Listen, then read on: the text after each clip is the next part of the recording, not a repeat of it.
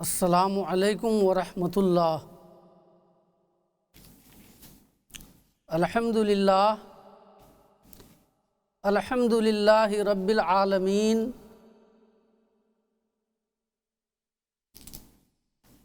والعاقبۃ للمتقین، والصلاۃ والسلام علی رسولہ محمد وآلہ واصحابہ اجمعین، اما بعد، فقد قال اللہ تبارک و تعالی فی القرآن المجید والفرقان الحمید۔ اعوذ باللہ من الشیطان الرجیم، بسم اللہ الرحمن الرحیم۔ الا ان اولیاء اللہ لا خوف علیہم ولا هم يحزنون، صدق اللہ العظیم، وبلغنا رسولہ النبی الکریم، ونحن علی ذلک لمن الشاہدین والشاکرین، والحمد للہ رب العالمین۔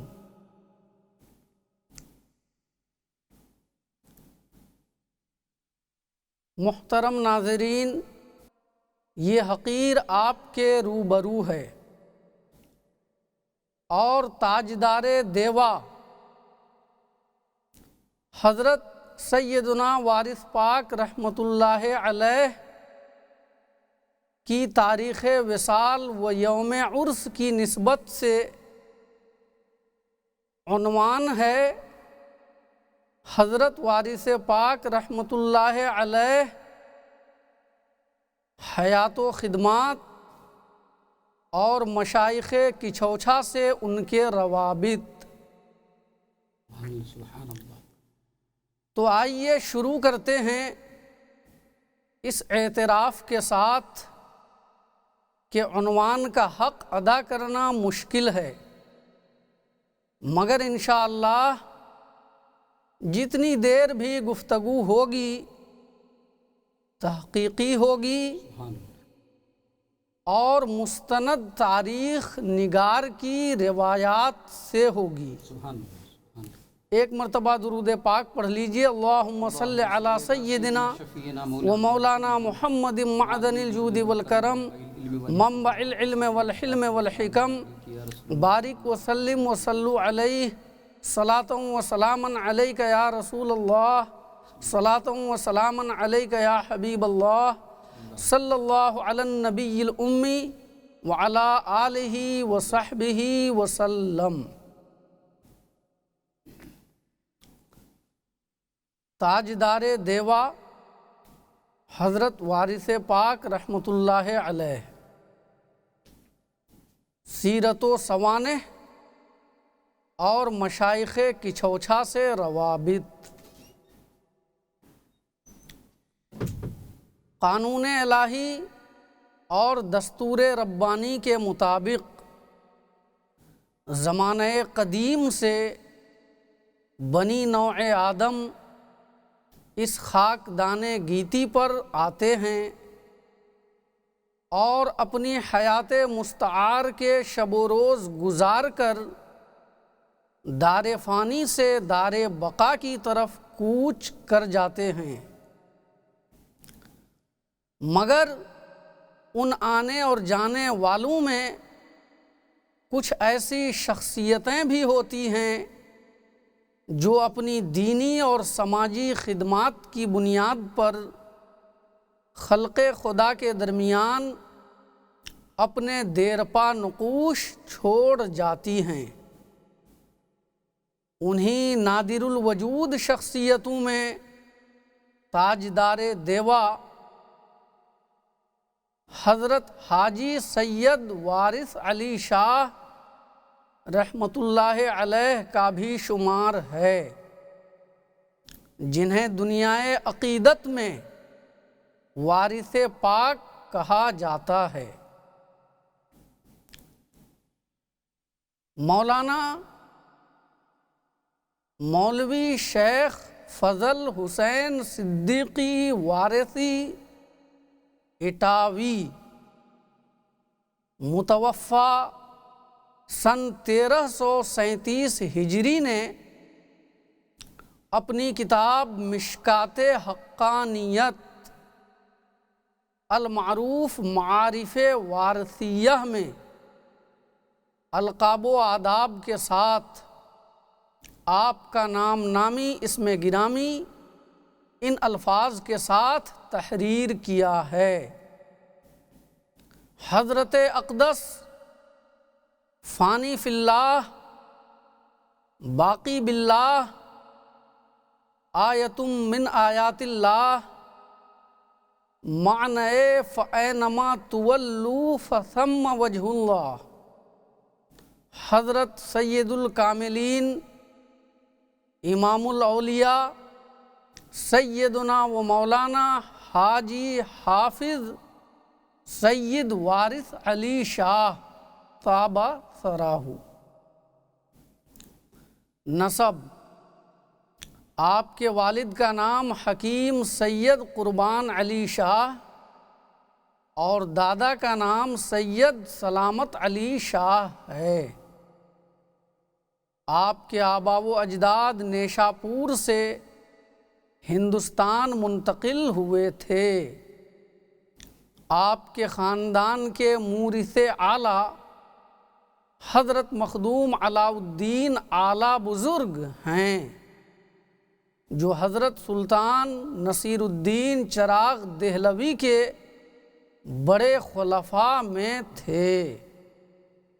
دیوا شریف سے پہلے آپ کا خاندان رسول پور کنتور میں بستا تھا۔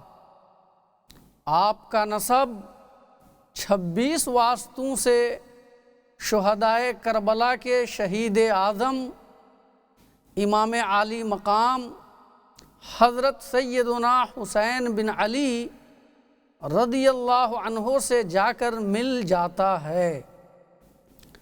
کتاب معارف وارثیہ میں ہے کہ آپ کے والد ماجد حضرت قربان علی شاہ اپنے زمانے میں حافظ، قاری اور مشہور طبیب تھے۔ انہوں نے علوم درسیہ کی تکمیل بغداد شریف میں فرمائی تھی اور انہیں فن حدیث پر کامل عبور حاصل تھا۔ پیدائش اور ایام رضاعت: آپ کی جائے پیدائش دیوا ہے، جو اتر پردیش کے ضلع بارہ بنکی کا ایک قصبہ ہے۔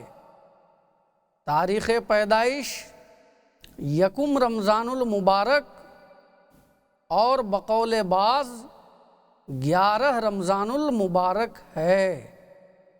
سن پیدائش میں 4 قول ہیں: 1228 ہجری، 1233 ہجری، 1234 ہجری اور 1238 ہجری۔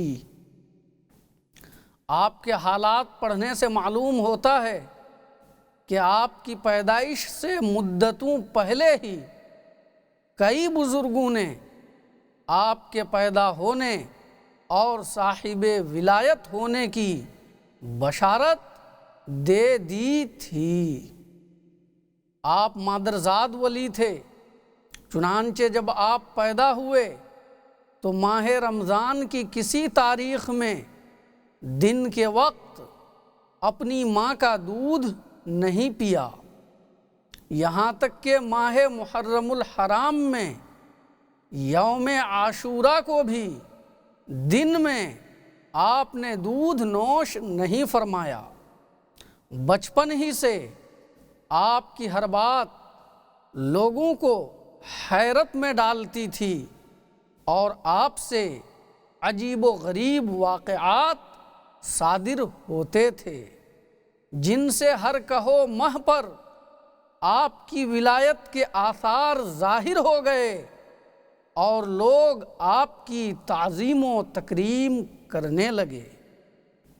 خود آپ کی والدہ ہمہ وقت آپ کا ادب ملحوظ رکھتی تھیں اور آپ کو باوضو دودھ پلایا کرتی تھیں، کبھی بھی آپ کی جانب پشت نہیں فرماتی تھیں۔ مولانا خدا بخش شائق رحمۃ اللہ علیہ اپنی مثنوی میں فرماتے ہیں، چوں بعالم پا نہاد آن ایک خو، چوں بعالم پا نہاد آن ایک خو، مادرش شیرے نداد بے وضو۔ یعنی جب آپ دنیا میں تشریف لائے تو کبھی بھی آپ کی ماں نے آپ کو بے وضو دودھ نہیں پلایا۔ پرورش، تعلیم اور بیعت۔ آپ کی عمر کے 3 سال بھی مکمل نہیں ہوئے تھے کہ والدین کا انتقال ہو گیا۔ والدین کے انتقال کے بعد آپ کی دادی محترمہ نے آپ کی پرورش کی۔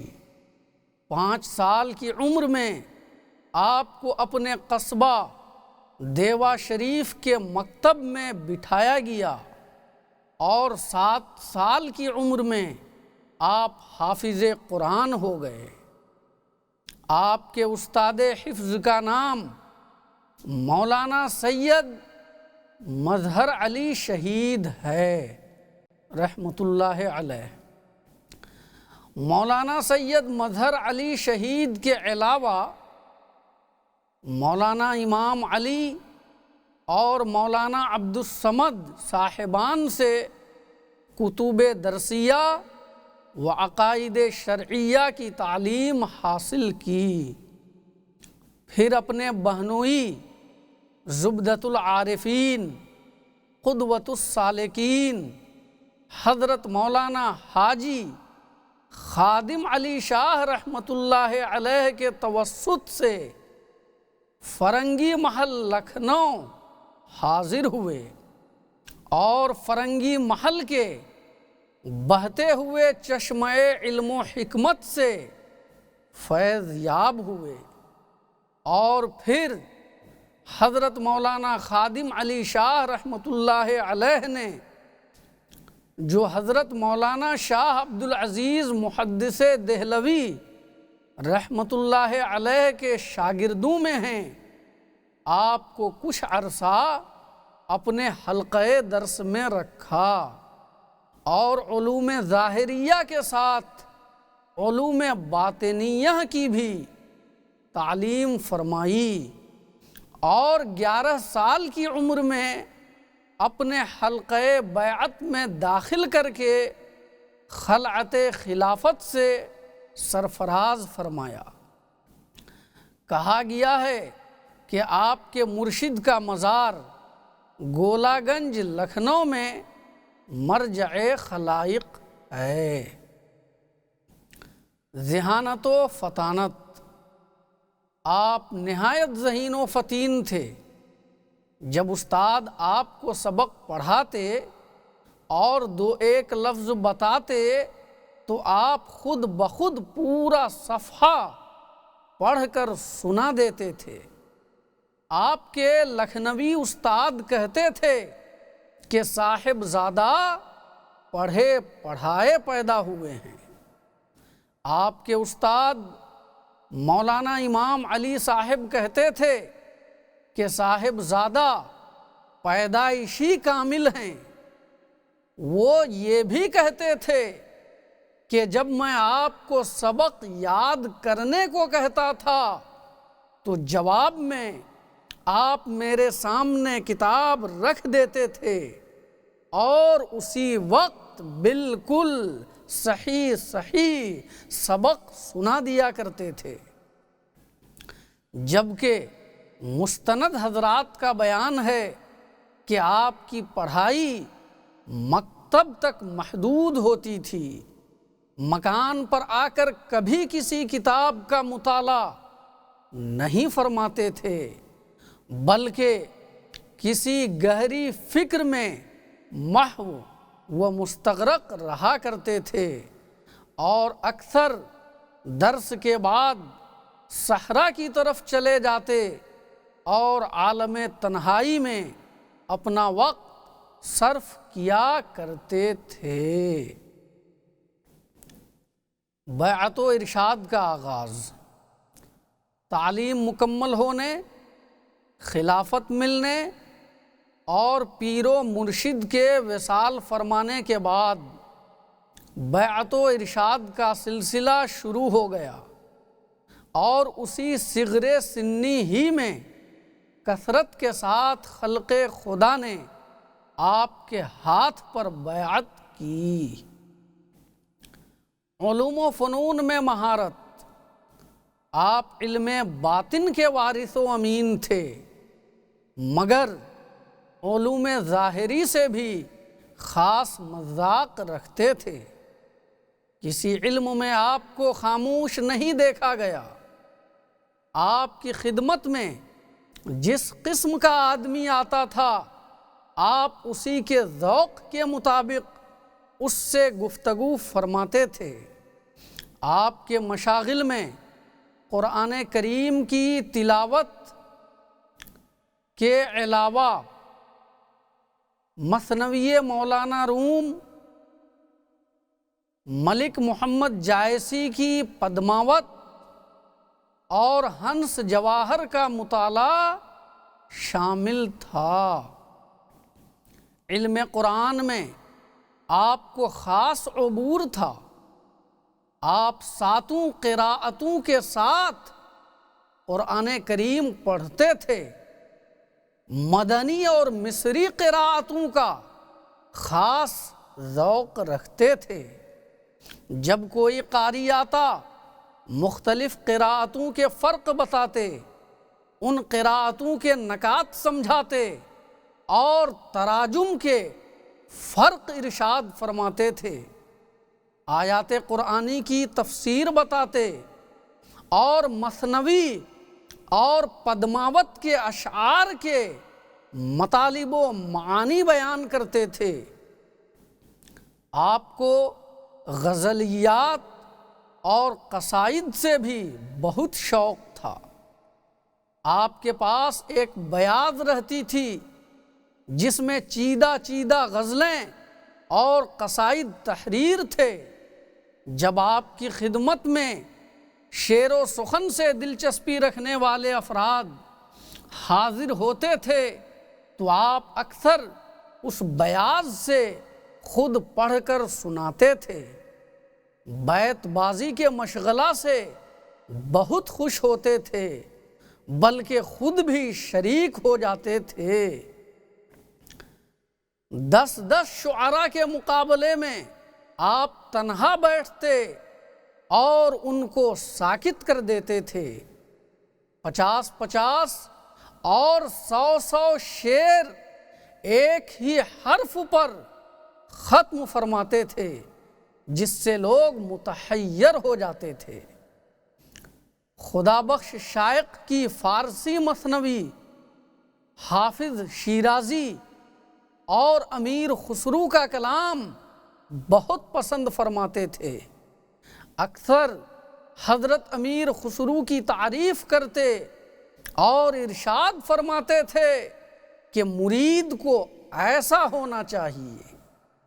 پیر کے خوش کرنے کو امیر خسرو ایسی باتیں کیا کرتے تھے۔ رد وہابیت۔ ایک مرتبہ آپ ضلع سیتاپور میں چودھری الطاف حسین کے گھر قیام پذیر تھے کہ مولوی عبدالصمد دیوبندی بھی کسی ضرورت سے وہاں آ گئے اور ایک شخص سے رسول اللہ صلی اللہ علیہ وسلم کے بے مثل و بے مثال ہونے پر بحث کرنے لگے اور دلیل میں آیت کریمہ لَقَدْ جَاءَكُمْ رَسُولٌ مِّنْ أَنفُسِكُمْ کو پیش کیا۔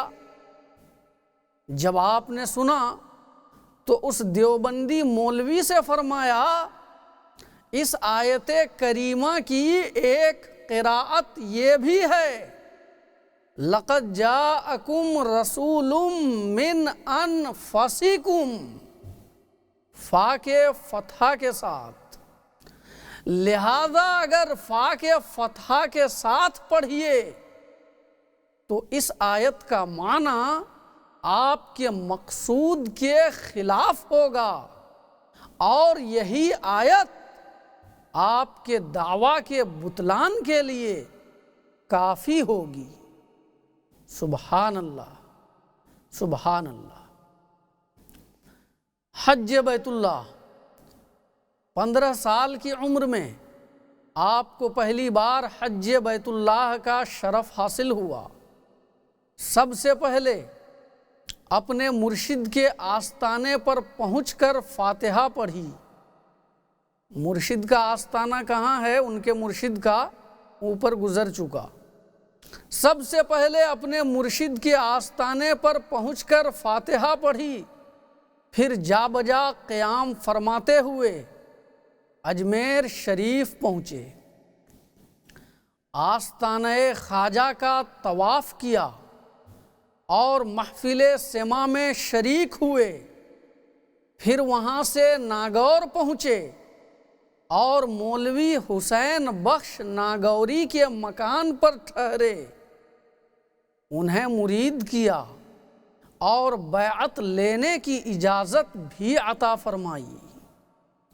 پھر پیراں پٹن اور احمد آباد بھکر ہوتے ہوئے بمبئی پہنچے، وہاں 2 ہفتہ قیام فرمایا اور بزرگان دین کے مزارات کی زیارت کی، پھر جہاز پر سوار ہو کر مکہ معظمہ پہنچے اور حج بیت اللہ ادا کیا۔ یہ تو ایک سفر حج کی قدر تفصیل ہے جو آپ نے 15 سال کی عمر میں کیا۔ کہا جاتا ہے کہ آپ نے کل 15 سفر حج کیے ہیں۔ سیر و سیاحت، آپ کی عمر کا ایک بڑا حصہ سیر و سیاحت اور تبلیغی اسفار میں گزرا ہے۔ علاوہ 17 سفر حج کے 12 سال تک عرب و عجم، حجاز و عراق، روم اور شام وغیرہ کا سفر کیا، بے شمار مقامات مقدسہ کی زیارت کی، اور بے شمار لوگ آپ کے دست حق پرست پر بیعت ہوئے۔ سفر قسطنطنیہ میں عثمانی سلطان عبد المجید خان مرحوم بھی آپ کے دست حق پرست پر بیعت ہوئے۔ کہا جاتا ہے کہ آپ نے روس، فرانس اور جرمن کی بھی سیاحت فرمائی اور سنگل دیپ بھی تشریف لے گئے۔ ریاضت و مجاہدہ، آپ بچپن سے ہی ریاضت و مجاہدہ کے پابند تھے، اکثر روزے سے رہا کرتے تھے۔ افطار میں آپ کی غذا بہت معمولی ہوتی تھی، 3 دن، 5 دن اور 7 دن تک کچھ نہیں کھاتے تھے۔ بعض بزرگوں کا یہ بھی بیان ہے کہ ہم نے آپ کو ایک عرصہ دراز تک کسی قسم کا اناج تناول کرتے نہیں دیکھا۔ کہا گیا ہے کہ شکم مبارک ہمیشہ رومال سے کسا ہوا رہتا تھا، کبھی شکم پر پتھر بھی باندھ لیتے تھے۔ گوشت، دودھ، گھی، انڈا، پیاز، لہسن وغیرہ ایک مدت تک استعمال نہیں کیا۔ تکلفات و آسائش کے سب سامان ترک کر رکھے تھے، نہ کبھی چارپائی پر نشست فرمائی نہ تخت پر بیٹھے۔ آپ کی ہر وضع اور ہر بات میں ریاضت و مجاہدہ کے آثار پائے جاتے تھے۔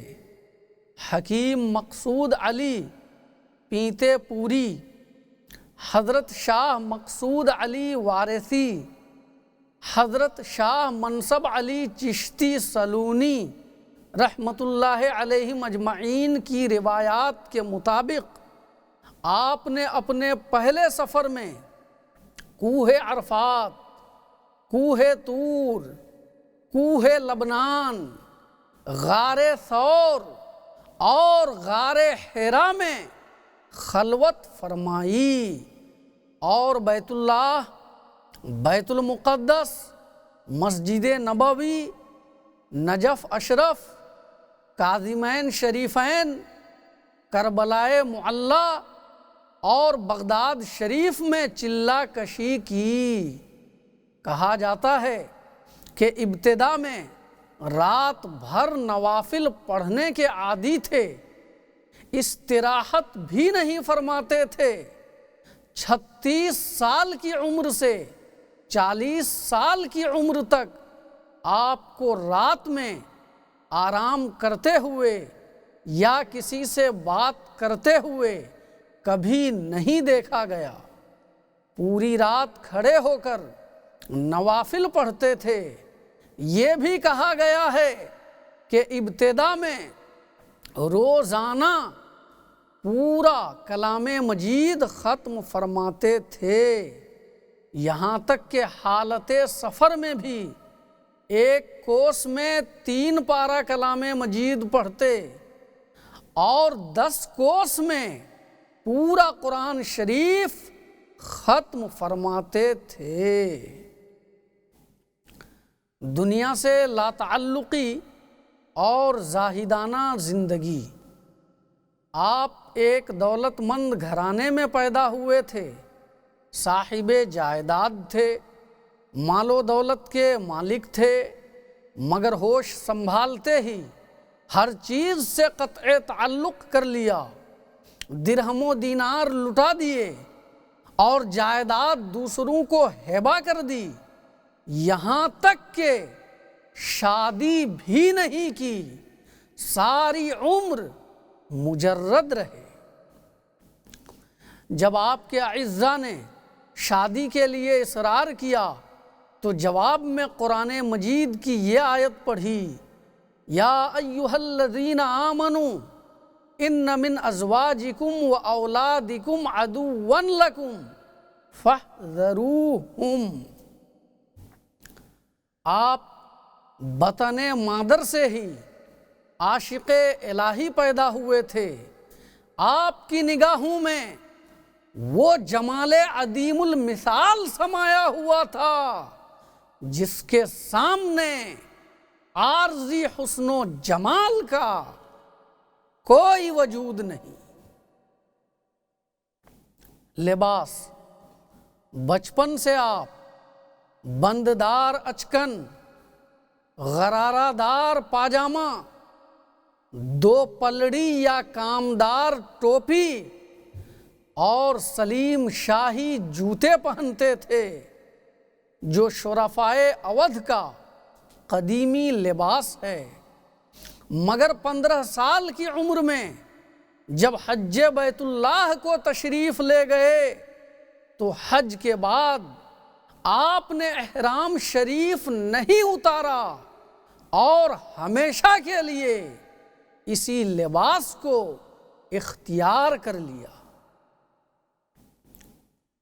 وصال، 1 صفر المظفر 1323 ہجری، بروز جمعہ آپ اس دار فانی سے کوچ کر کے مالک حقیقی سے جا ملے۔ انا للہ و انا الیہ راجعون۔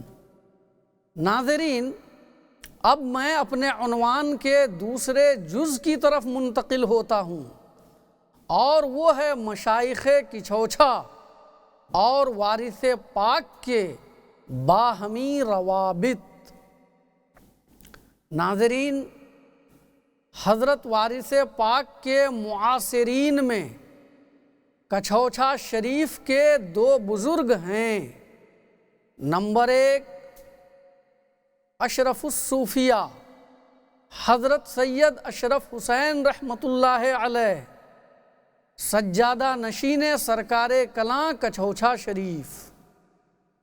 نمبر 2 مجدد سلسلہ اشرفیہ اعلیٰ حضرت سید علی حسین اشرفی میاں رحمۃ اللہ علیہ، سجادہ نشین سرکار کلاں کچھوچھا شریف۔ اور دونوں بزرگوں کی تاجدار دیوا حضرت وارث پاک سے ملاقات اور ہم نشینی ثابت ہے۔ اول الذکر کو رودولی میں اور آخر الذکر کو رودولی، سیدن پور اور دیوہ میں صحبت و ہم نشینی حاصل ہوئی ہے۔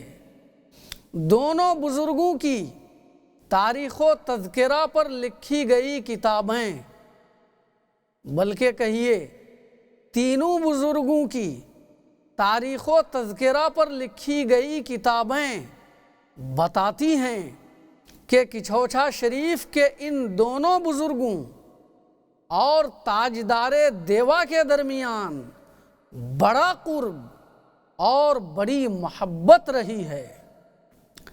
اگر ایک طرف یہ دونوں انہیں اعلیٰ درجہ کا درویش، ہزاروں میں ایک، مقام محویت میں مستغرق، ما سوی اللہ سے لا تعلق و بے خبر، نماز قضا نہ کرنے والے،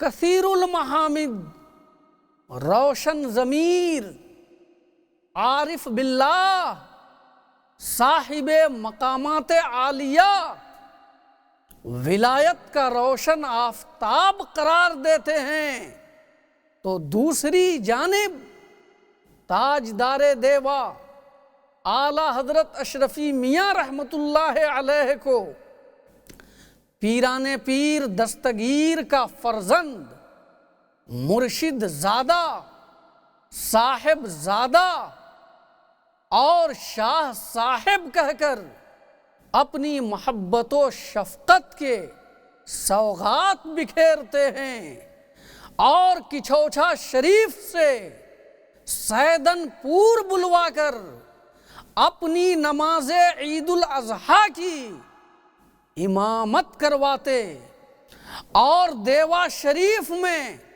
میلاد شریف کی محفل منعقد کرا کے ان سے مولود شریف پڑھواتے ہیں۔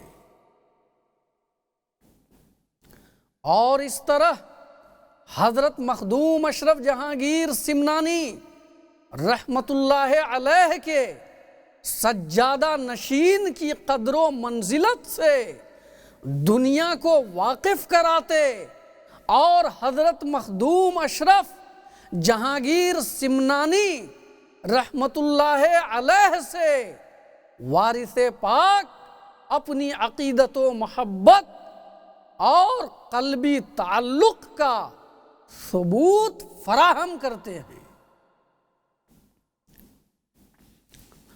کتاب معارف وارثیہ، جس سے میرا یہ مضمون ماخوذ و ملخص ہے، اس کے مصنف جب اپنی کتاب کو ترتیب دے رہے تھے تو انہوں نے اس زمانے کے جن علماء و مشائخ سے حضرت وارث پاک کے فضائل و کمالات اور احوال و کوائف کے لیے رجوع کیا تھا، ان میں اعلیٰ حضرت اشرفی میاں رحمت اللہ علیہ بھی ہیں۔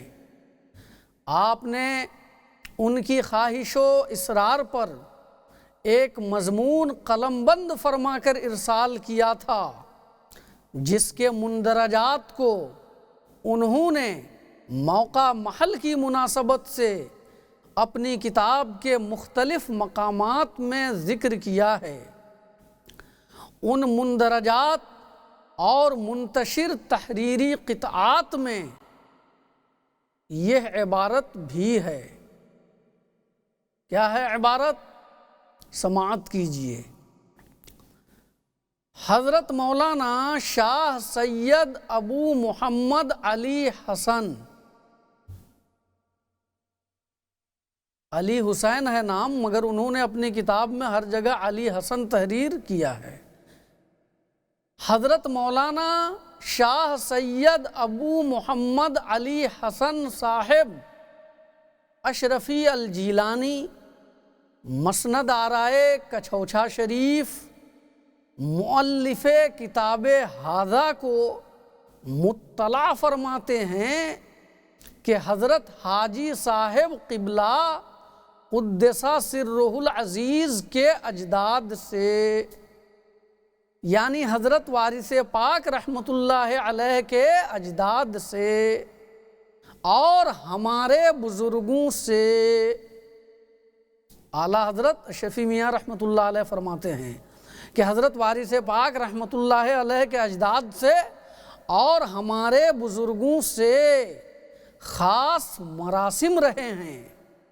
آپ کے اجداد میں ایک بزرگ ہمارے حضرت اعلیٰ سلطان سید اشرف جہانگیر قدس سرہ کے خلفائے کبار میں گزرے ہیں، جن کے حالات لطائف اشرفی میں ہیں، جو 8ویں صدی ہجری کی تالیف ہے۔ ناظرین، مذکورہ عبارت سے یہ بات واضح ہوتی ہے کہ زمانہ قدیم سے ہی مشائخ کچھوچھا اور بزرگان دیوا کے درمیان بڑے اچھے اور خوشگوار مراسم رہے ہیں، اور اس پاکیزہ رشتے کا سرا حضرت سیدنا مخدوم اشرف جہانگیر سمنانی سامانی نور بخشی کچھوچھوی رحمت اللہ علیہ سے جڑا ہوا ہے۔ انہی کلمات پر میں اپنی گفتگو کو ختم کرتا ہوں۔ السلام علیکم ورحمۃ اللہ۔